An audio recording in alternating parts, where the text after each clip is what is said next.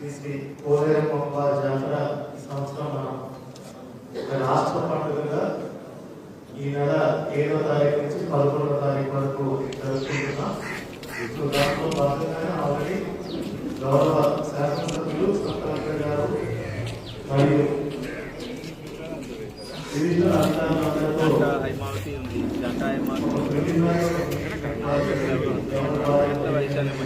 చెప్పడం జరిగింది.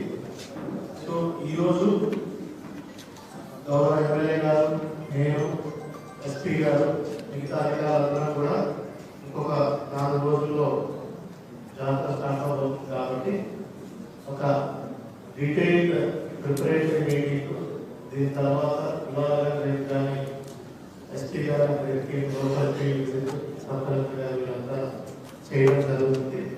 సో దాంట్లో భాగంగానే మనం మీటింగ్ పెట్టుకోవడం జరిగింది. మీరందరూ అర్థం చేసుకోవాల్సింది ఏంటంటే ప్రభుత్వం ఆల్రెడీ ఈ పండుగని రాష్ట్ర పండుగగా గుర్తించింది. రెండోది, ప్రభుత్వం ప్రతి ఒక్క పండుగని కూడా పెద్ద ఎత్తున భక్తులకు పూర్తి స్థాయిలో ఏర్పాట్లు అందించి ఒక ప్రశాంతమైనటువంటి వాతావరణంలో వాళ్ళ యొక్క మంచి ఆహ్లాదకరమైనటువంటి దర్శనం, అమ్మవారి దర్శనం అంతా జరిగేటట్టు ఫెసిలిటేట్ చేయవలసిన బాధ్యత మనందరిపై ఉంది. కాబట్టి ప్రతి పండుగని కూడా చాలా ప్రతిష్టాత్మకంగా పెద్ద ఎత్తున జరిగే విధంగా అధికార యంత్రాంగం చర్యలు తీసుకోవాలి. At the same time facilitate చేస్తూనే ఎక్కడ ఎటువంటి అవాంఛనీయ సంఘటన జరగకుండా మనం చూసుకోవాల్సినటువంటి బాధ్యత మనం. కొన్నిసార్లు అన్ని ఏర్పాట్లు మనం చేసినప్పటికీ 1-2 చెదురుమదురు సంఘటన జరిగే అవకాశం ఉంది.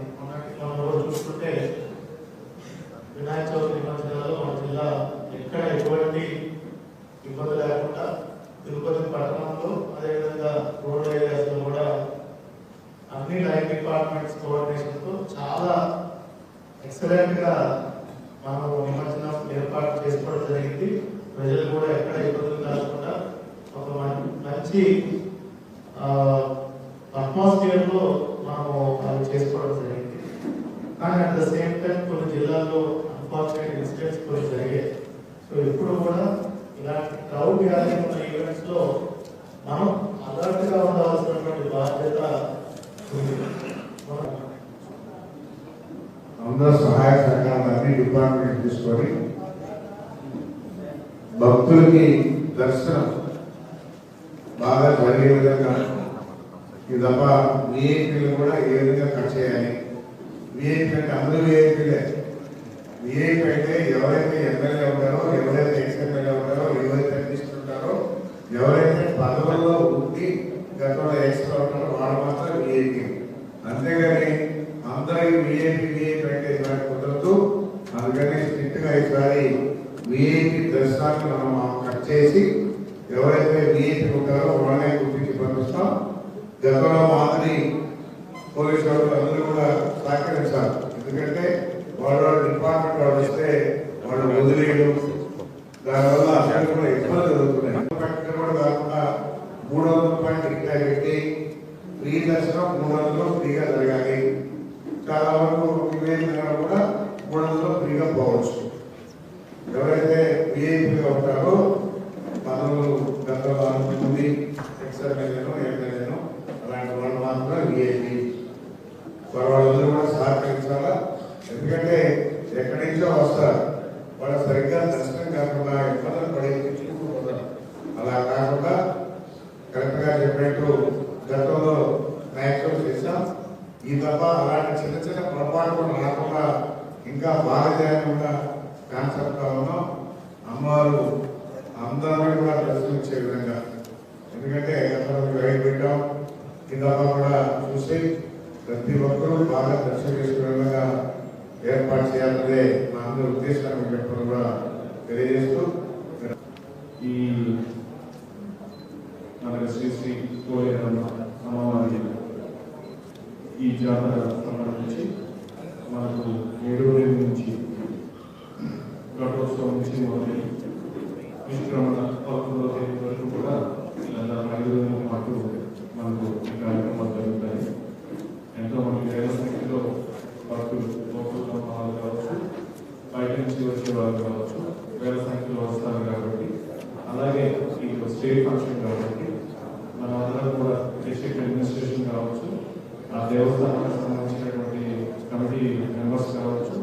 ఇక్కడ వెంకటగిరికి సంబంధించిన ప్రజలు కావాలి.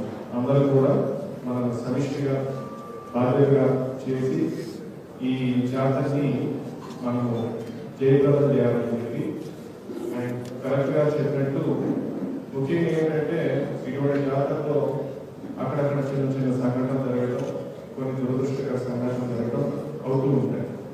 కానీ ఈసారి అటువంటివి ఏమీ జరగకుండా ఖచ్చితంగా చిన్న ఇన్సిడెంట్ కూడా లేకుండా దీన్ని చాలా మంచి భక్తి వాతావరణంలో ఇది చేసే దానికి జరిపేదానికి ప్రజలందరూ కూడా సహకరించాలని చెప్పి విజ్ఞప్తి చేస్తున్నాను. దేవస్థానం తరఫున పూలల కంపెనీ దేవస్థానం కానీ ఈ నెల్లూరు జిల్లా కానీ తిరుపతి జిల్లాలో వాళ్ళ సెల్ ఫోన్లకి మెసేజ్ వచ్చేలాగా, వాయిస్ మెసేజ్ వచ్చేలాగా ఏర్పాటు కూడా చేస్తున్న యాప్లు ఇవన్నీ కూడా ఏర్పాటు చేస్తాం.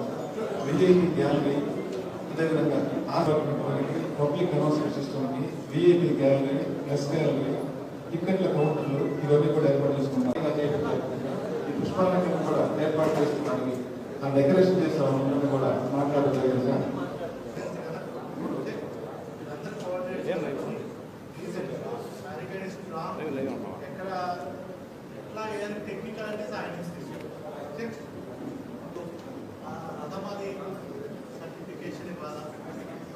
రథం రిపేర్